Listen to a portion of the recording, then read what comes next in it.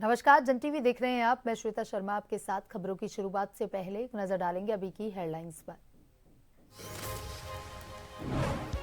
उत्तराखंड में आज लागू होगा यूसीसी। सीएम करेंगे पोर्टल और नियमावली का लोकार्पण। समान नागरिक संहिता लागू करने वाला देश का होगा पहला राज्य।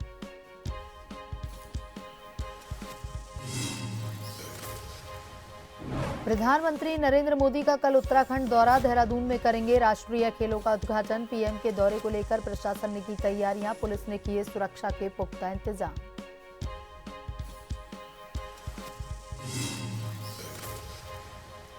रुड़की फायरिंग मामले में पूर्व विधायक कुंवर प्रणब सिंह चैंपियन की आज कोर्ट में पेशी। एमएलए उमेश कुमार भी हिरासत में। दोनों नेताओं के शस्त्र लाइसेंस किए कैंसिल।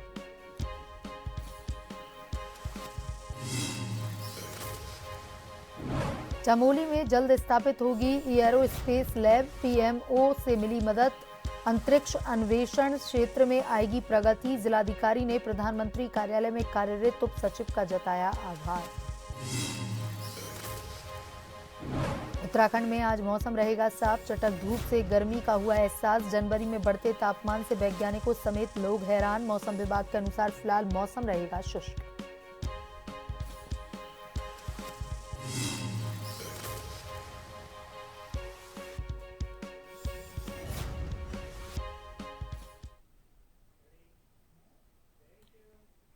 और अब खबरें विस्तार से। उत्तराखंड में यूनिफॉर्म सिविल कोड आज लागू हो जाएगा। मुख्यमंत्री आवास में आयोजित कार्यक्रम के दौरान सीएम धामी इसका औपचारिक ऐलान करेंगे। यह कार्यक्रम सीएम आवास के मुख्य सेवक सदन में 12:30 बजे आयोजित होगा। इस दौरान मुख्यमंत्री समान नागरिक संहिता उत्तराखंड 2024 को लागू किए जाने के लिए नियमावली और पोर्टल का लोकार्पण करेंगे। इसके बाद पोर्टल को आम जनता के लिए खोल दिया जाएगा। बता दें, उत्तराखंड यूनिफॉर्म सिविल कोड लागू करने वाला देश का पहला राज्य बन जाएगा।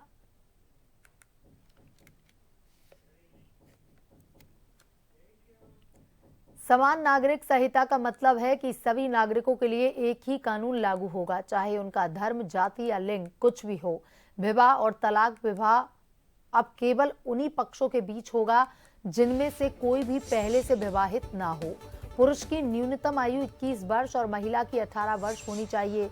उत्तराधिकार और विरासत संपत्ति और उत्तराधिकार के मामलों में सभी धर्मों के लिए समान नियम होंगे। विवाह पंजीकरण अनिवार्य। अधिनियम के तहत विवाह का पंजीकरण अनिवार्य होगा। नए विवाह को 60 दिनों के भीतर पंजीकृत करवाना होगा।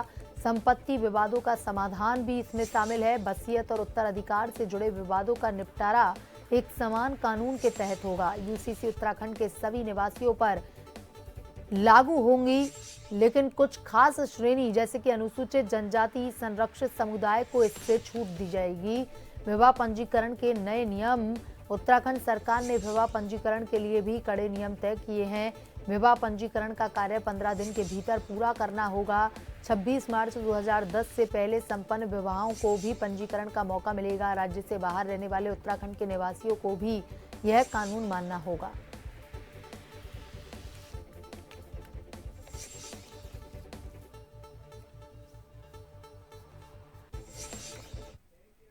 और इसी खबर पर ज्यादा जानकारी के साथ हमारे bureau chief SN Pant online पर जुड़ चुके हैं। एसएन पंत, आज उत्तराखंड के लिए ऐतिहासिक दिन होने जा रहा है। उत्तराखंड के सीएम पुष्कर सिंह धामी लगातार अलर्ट मोड पर रहकर काम करते हैं और आज एक ऐतिहासिक फैसला उनकी वजह से लिया गया है और अब देश का पहला राज्य उत्तराखंड बनने वाला है यूसीसी को लेकर के। बिल्कुल, उत्तराखंड के मुख्यमंत्री का जो ड्रीम प्रोजेक्ट है, जिसको लेकर के उन्होंने चुनाव से पहले इस बात का ऐलान किया था, उत्तराखंड में उनकी सरकार बनने के बाद, उनके दल की सरकार बनने के बाद वो लिहाजा उत्तराखंड में यूनिफॉर्म सिविल कोड यानी समान नागरिक संहिता कानून को लागू करेंगे। आज वो वक्त आ गया है जब उनकी सरकार सत्ते में है और लिहाजा उन्होंने जिस बात का ऐलान किया था उसको कमेटी निर्धारण करने के बाद पूरी प्रक्रिया के तहत अब राज्य सरकार और राज्य सरकार के मुखिया के तौर पर पुष्कर सिंह धामी उस ग्रुप में पहुंच चुके हैं, जहां वो आज 12:30 बजे मुख्य सेवक सदन जो मुख्यमंत्री आवास में मौजूद है, वहां पर 12:30 बजे कार्यक्रम का आयोजन किया गया है। जिस कार्यक्रम में तमाम अधिकारी और वरिष्ठ नौकरशाह के अलावा पूरी कैबिनेट के मंत्री मौजूद रहेंगे और साथ ही साथ आज मीडिया को भी एंट्री दी गई है और इस पोर्टल का लोकार्पण किया जाएगा और इसको लॉन्च किया जाएगा और साथ ही साथ नियमावली को भी लागू किया जाएगा। इसके अलावा मुख्यमंत्री की तरफ से और राज्य सरकार की तरफ से तमाम अधिकारियों को, खास तौर पर जिलाधिकारी और वरिष्ठ पुलिस अधीक्षकों को, यानी जिलों के कप्तानों को भी इस मामले की गंभीरता को देखते हुए कहा गया है कि आप पूरे अलर्ट मोड पर रहिए। कहीं पर भी कोई शांति भंग की अगर खबर या अफवाह निकलती है तो उसको शांतिपूर्ण तरीके से संपन्न कराने की कोशिश कीजिए और किसी तरीके से भी किसी भी अपवाद में अगर कहीं पर आपको कोई कार्रवाई करनी है तो उसके लिए आप स्वच्छंद हैं और सुनिश्चित कार्रवाई करें। तो आपको ये भी बताना चाहूंगा कि यूनिफॉर्म सिविल कोड लागू करने वाला उत्तराखंड देश का पहला राज्य बन जाएगा। और इसके साथ ही क्योंकि इसमें जो तमाम बिंदुवार हैं, क्योंकि इन बिंदुओं पर पहले भी चर्चा हो चुकी है और कमेटी ने भी अलग अलग समुदाय के लोगों के साथ जाकर के वार्ता की थी कि उत्तराखंड में जब यूनिफॉर्म सिविल कोड लागू हो जाएगा तो लिहाजा उसका फर्क क्या पड़ने वाला है, क्या केवल भ्रांतियों के आधार पर इसका विरोध करना सही होगा, जो एक्चुअल में जो बिंदु है वो लागू किए जाएंगे। यानी समानता का कानून है ये। समानता का मतलब है कि किसी धर्म विशेष या न्याय विशेष से ताल्लुक नहीं रखता है, सभी लोग एक ही अम्ब्रेला एक्ट के तहत आ जाएंगे। अगर सबसे बड़ी जो बात इसमें है वो है तलाक को लेकर के, कि अगर आपको तलाक लेना है तो उसमें आपको उन तमाम नियमों का पालन करना पड़ेगा जो यूनिफॉर्म सिविल कोड कहता है। या आपको शादी करनी है तो मैरिज कोड रजिस्ट्रेशन के तहत आपको रजिस्टर्ड मैरिज करानी पड़ेगी। इसके अलावा अगर आप लिव इन में रहते हैं तो रजिस्टर्ड आपको करना पड़ेगा और कानूनन अधिकार भी दिए गए हैं। यानी जो पहले आपने देखा होगा कि बेटा अलग हो जाता था, बहू अलग हो जाती थी, बुजुर्ग माता पिता का ख्याल करने वाला कोई नहीं होता था, तो अब पैतृक संपत्ति में भी बेटा बेटी दोनों को बराबर का अधिकार दिया गया है ताकि कहीं पर भी किसी के साथ कोई दिक्कत ना हो। साथ ही साथ ये भी सबसे बड़ी बात है कि जो धार्मिक रीति रिवाज है, परंपराएं हैं, उनको कहीं भी आहत नहीं किया गया है। हाँ, जो अपवाद स्वरूप रहे हैं उनको खत्म करने का प्रयास जरूर किया गया है, वो लागू नहीं होंगे। जिस तरीके से मुस्लिम लॉ में हलाला होता था उसको लेकर के अब यूनिफॉर्म सिविल कोड का कानून आ जाएगा, यानी अब हलाला नहीं हो पाएगा। यानी तलाक अगर किसी को लेना है तो पहला तलाक आपको शो करना पड़ेगा, तब जाके दूसरी शादी करेंगे। और अगर आपको तलाक लेना है तो पूरे नियम कानून के तहत वो तलाक लिया जाएगा, केवल बोलने भर से मात्र तलाक नहीं ले पाएंगे। तो आप इस बात का अंदाजा लगा सकते हैं कि समानता का कानून है और इसीलिए उत्तराखंड के मुख्यमंत्री ने इसको लाने की मजबूत इच्छा शक्ति दिखाई थी और आज वो पल आ चुका है। तकरीबन 12:30 बजे जब इसको लॉन्च किया जाएगा और पूरे प्रदेश में लागू कर दिया जाएगा। जी एसएन पंत, यानी कि आजाद भारत का पहला राज्य उत्तराखंड यूसीसी को लेकर बनने वाला है। ये एक ऐतिहासिक फैसला है। तमाम जानकारी के लिए धन्यवाद।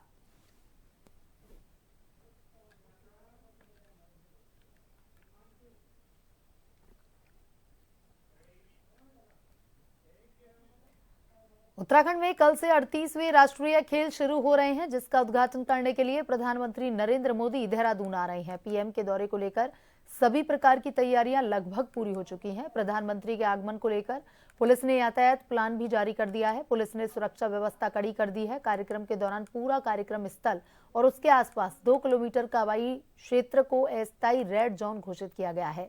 इस दौरान क्षेत्र में ड्रोन का संचालन पूर्ण रूप से प्रतिबंधित रहेगा।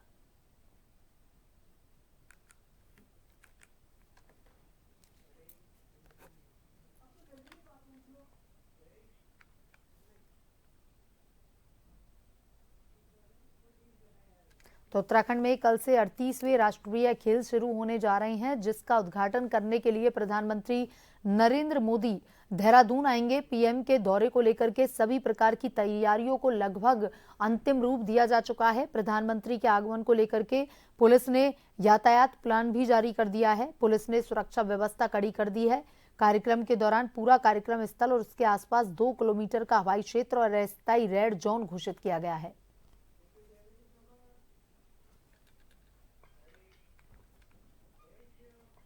कानपुर के विधायक उमेश कुमार के रुड़की स्थित कैंप कार्यालय पर गोलीबारी करने के आरोप में भाजपा के पूर्व विधायक कुंवर प्रणब सिंह चैंपियन को गिरफ्तार कर लिया गया है। प्रणब सिंह को पुलिस आज कोर्ट में पेश करने जा रही है। बता दें, रविवार को चैंपियन और उनके समर्थक बड़ी संख्या में विधायक उमेश कुमार के खानपुर कार्यालय पर पहुंचे और जमकर फायरिंग तोड़फोड़ करते हुए समर्थकों से मारपीट की। इस मामले के सामने आने के बाद विधायक उमेश कुमार को भी हिरासत में लिया गया है। मामले में पुलिस ने दोनों पक्ष से 5-5 लोगों को गिरफ्तार कर लिया है। दोनों ही नेताओं के हथियारों के लाइसेंस कैंसिल कर दिए गए हैं। खानपुर विधायक के कार्यालय पर फायरिंग के बाद एक ओर जहां पुलिस एक्शन में है, वहीं इलाके में तनाव की आशंका को देखते हुए भारी संख्या में पुलिस को तैनात किया गया है।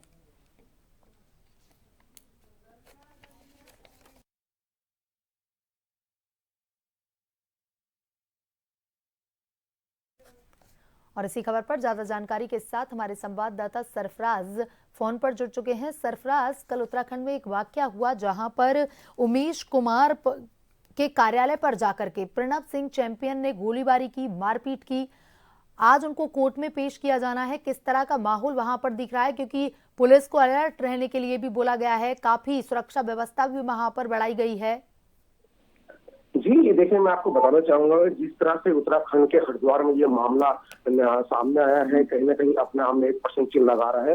तो मैं आपको बताना चाहूंगा कि हर कल देहरादून से जो पवन सिंह फरनोन जिसका आरोप गोलीबारी के जो आरोप लगे हैं, उन्हें देहरादून से गिरफ्तार के लिए कर लिया गया, जो हरिद्वार के रानीपुर थाने में रात भर रहे। वहीं उमेश कुमार जो वर्तमान में जो विधायक है खानपुर से, उनको भी रुड़की की सिविल लाइन जो कोतवाली है वहां पर रखा गया है और दोनों को आज कोर्ट में पेश करने के लिए उससे पहले उनका मेडिकल कराया जाएगा और उसके बाद में कोर्ट में पेश किया जाएगा। जिस तरह मैं आपको बताना चाहूंगा, जिस तरह का ये माहौल 2 दिन से चल रहा है, तो कहीं ना कहीं अपना में जो पुलिस प्रशासन है इसको लेकर सतर्क हुआ है। खुद परमेंद्र जो हरिद्वार के एसएसपी परमेंद्र से डोभाल ने कहा था कि जो भी दोषी होगा उनको किसी तरह से बख्शा नहीं जाएगा। इसी को लेकर जो खानपुर के पहले विधायक थे, लोंगरा सीट कहलाई जाती है, उसमें जो कुंवर सिंह फरनोन सिंह चैंपियन है, उनके खिलाफ भी मुकदमा दर्ज हुआ है।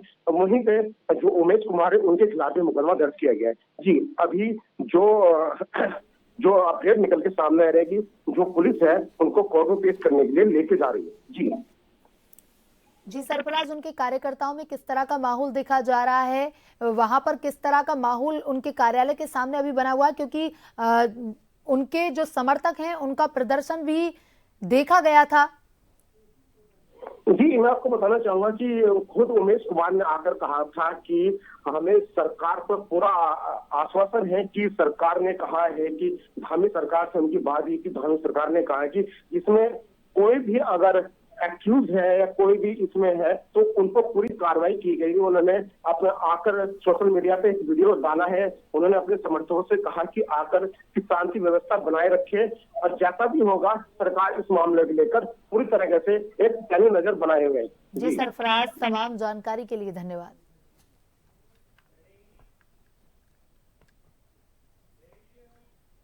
चमोली में अंतरिक्ष शिक्षा विकास के लिए जल्द ही एयरोस्पेस लैब स्थापित होने जा रही है। जिलाधिकारी संदीप तिवारी की पहल पर एयरोस्पेस लैब स्थापित करने की कवायद शुरू हो चुकी है। इसके लिए प्रधानमंत्री कार्यालय में कार्यरत उप सचिव मंगेश ने बोइंग एयरोस्पेस के साथ जिलाधिकारी चमोली का समन्वय स्थापित करवाया। इस प्रयोगशाला से युवा मस्तिष्कों को अंतरिक्ष रहस्यों को जानने में मदद मिलेगी। जिलाधिकारी संदीप तिवारी ने गणतंत्र दिवस समारोह में अपने संबोधन में उप सचिव मंगेश का जिक्र करते हुए कहा कि आज भी उनका अपने कनिष्ठ अधिकारियों को मार्गदर्शन और सहयोग मिलता रहता है। उनके सहयोग और मार्गदर्शन से ही जनपद चमोली में अंतरिक्ष प्रयोगशाला स्थापित करने के लिए बोइंग एयरोस्पेस के साथ समन्वय किया गया है। इसके लिए जिलाधिकारी ने उप सचिव का आभार भी व्यक्त किया।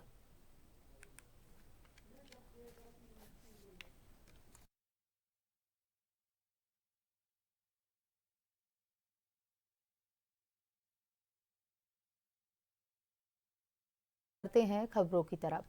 उत्तराखंड में निकाय चुनाव परिणाम आने के साथ ही उत्तराखंड के 11 नगर निगम में से 10 पर भाजपा ने जीत हासिल की है और इस मौके पर राजधानी देहरादून प्रदेश कार्यालय में नवनिर्वाचित मेयर पार्षदों का सम्मान समारोह आयोजित किया गया, जिसमें बीजेपी के पदाधिकारी और कार्यकर्ता मौजूद रहे। इस मौके पर मुख्यमंत्री पुष्कर सिंह धामी ने सभी कार्यकर्ता और नवनिर्वाचित मेयर प्रत्याशी पार्षदों को बधाई दी। मुख्यमंत्री पुष्कर सिंह धामी ने कहा कि यह जीत पार्टी की जीत नहीं बल्कि उत्तराखंड की जनता की जीत है। पूरे उत्तराखंड के अंदर निकाय के चुनाव हुए हैं, उसमें देवभूमि उत्तराखंड की जनता ने भारतीय जनता पार्टी को अपना भरपूर आशीर्वाद दिया है, समर्थन दिया है। देवभूमि की समस्त जनता को दिल से आभार व्यक्त करता हूं, उनको नमन करता हूं और उनकी आशा अपेक्षाओं के अनुरूप जो भी हमने संकल्प लिए हैं सभी संकल्पों को हम धरातल पर उतारेंगे और हम 10 नगर निगमों में हमने जीत प्राप्त की है। इसमें देहरादून की जीत हमारी बहुत ऐतिहासिक जीत है, पार्टी के लिहाज से और हमारे प्रत्याशी के लिहाज से। एक हमने बहुत सामान्य कार्यकर्ता को यहाँ पर चुनाव में पार्टी ने प्रत्याशी बनाया और जनता ने अपार समर्थन दिया। देखिए, जीत के बाद पार्टी कार्यालय के अंदर देहरादून महानगर के अनेकों वार्ड के सभासद और हमारे महापौर के प्रत्याशी रिकॉर्ड जीत अर्जित किए, उनके सम्मान का कार्यक्रम था। मुख्यमंत्री जी के आभार का कार्यक्रम था और अन्य हमारे सभी मंत्रीगण, विधायकगण, प्रदेश अध्यक्ष होने के नाते उन सबका आभार मुझे द्वारा यहाँ पर किया गया और ऐतिहासिक जीत हुई है। भारतीय जनता पार्टी की जीत 2027 के लिए एक मील के पत्थर के रूप में हम लोग इसको देखते हैं। कांग्रेस पार्टी की तरफ से नवनिर्वाचित नगरपालिका अध्यक्ष का मंगलोर बस अड्डे पर जोरदार स्वागत किया गया, जिसमें नगर के काफी लोगों ने हिस्सा लिया। इस मौके पर पूर्व चेयरमैन चौधरी इस्लाम ने कहा कि नवनिर्वाचित पालिका अध्यक्ष भी कांग्रेस का हिस्सा बन चुके हैं और उन्होंने इसीलिए उनका स्वागत किया है। वहीं नवनिर्वाचित पालिका अध्यक्ष मोहिउद्दीन ने कहा कि उनके चेयरमैन बनने के बाद अब मंगलोर में विकास की गंगा बहेगी। लड़ाया, मोहिउद्दीन अंसारी को जीत गए लोग। उनका कांग्रेस पार्टी के जो नगर अध्यक्ष है, कांग्रेस पार्टी उनका स्वागत कर रही जीत की खुशी में। तो क्या मोहिउद्दीन भी कांग्रेस में शामिल है? जब हम लोग लड़ा रहे हैं या हम सब इकट्ठे होकर लड़ रहे हैं तो सब कांग्रेस के ही लोग। समर्थन पत्र दिया था, उसी से लड़ाया, कांग्रेस के समर्थन से चुनाव लड़ाया। सब पहली बात तो मैं ही जनता का तहे दिल से आभार, पूरे कस्बे का तन मन धन से आभार व्यक्त करता हूँ। और आज जो स्वागत समारोह हो रहे हैं ये मंगलोर की जनता की देन है। मैं मंगलोर की जनता का तहे दिल से शुक्रिया अदा करना चाहता हूँ। उन्होंने मुझे इस लायक समझा और मुझे मंगलोर का चेयरमैन बनाया। खास तौर पे काजी निजामुद्दीन साहब और अपने चचा जनाब पूर्व चेयरमैन चौधरी इस्लाम साहब का भी मैं तहे दिल से शुक्रिया अदा करना चाहता हूँ। आज जो भी कुछ मैं उन्हीं की बदौलत हूँ और मंगलोर की जनता की बदौलत। लंढोरा की नगर पंचायत से चेयरमैन बने डॉक्टर नसीम ने कहा कि जल्द ही लंढोरा क्षेत्र में विकास कार्य कराकर क्षेत्र की जनता को राहत देने का काम करेंगे। उन्होंने कहा कि मैं जनता का आभारी हूं कि मुझे यहां की जनता ने अध्यक्ष बनाया। वहीं क्षेत्र की जनता का कहना है कि उन्हें उम्मीद है कि डॉक्टर नसीम क्षेत्र का विकास कर क्षेत्र को चमन बनाने का काम करेंगे।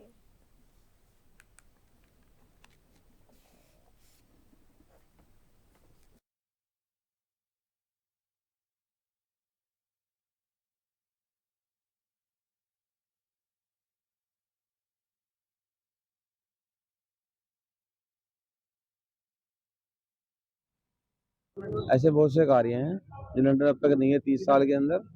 अब ऊपर वाले ने मौका दिया, हम वो कार्य करेंगे। कार्य मेन कार्य यहाँ से एक तो उसका पानी का है कब्रिस्तान पे, दूसरा एक खेल के मैदान का है बच्चे का, तीसरा है कि यहाँ से राजकीय नहीं करने डिग्री कॉलेज का है मेन काम। यहाँ के सब काम हो जाएंगे। जनता का हमारे पास विश्वास था। 2013 में हम सभासद चुनाव लड़े नगर पंचायत जब जीते थे, 2018 हमारे पास दूसरे नंबर पर रहे थे। इस बार जनता ने वोट डबल वोट दिया, विश्वास करा हम पर।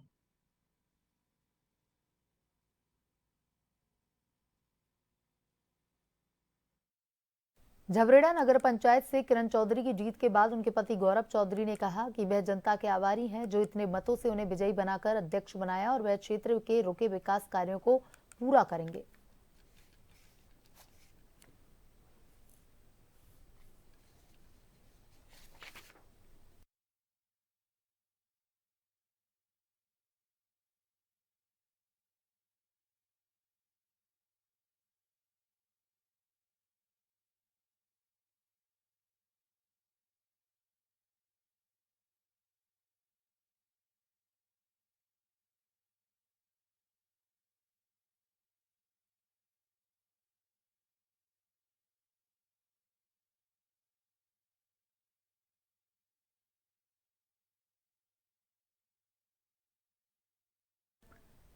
झबरेड़ा नगर पंचायत से किरण चौधरी की जीत के बाद उनके पति गौरव चौधरी ने कहा कि वह जनता के आभारी हैं जो इतने मतों से उन्हें विजयी बनाकर अध्यक्ष बनाया और उनका कहना है कि वो रुके हुए विकास को पूरा करेंगे।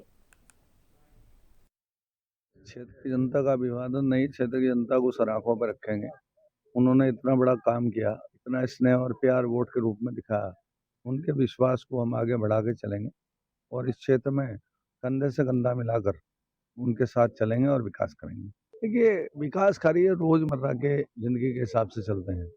जैसे नई मंडी में टंकी के पानी की व्यवस्था कराना, जैसे आपके राशन कार्डों की समस्या या जिनके मकानों की किस्तें नहीं आई हैं, बहुत सारी चीजें हैं जो हम लोग करके दिखाएंगे ये 6 महीने में या 4 महीने में ही उसका एक रिजल्ट आप लोगों के सामने आना शुरू हो जाएगा।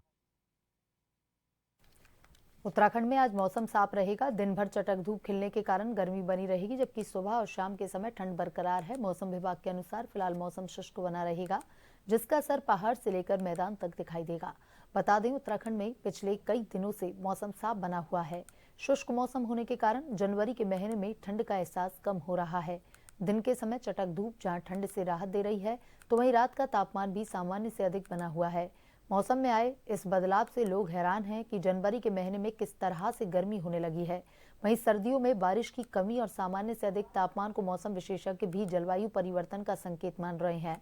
उत्तराखंड जैसे पर्वतीय राज्य में बारिश की कमी एक गंभीर समस्या हो सकती है। सर्दी की बारिश में कमी का असर जल संसाधनों और कृषि पर भी पड़ने की संभावना है। देहरादून सहित सभी जिलों में चटक धूप खिल रही है, जिसके चलते तापमान में बढ़ोतरी दर्ज की जा रही है।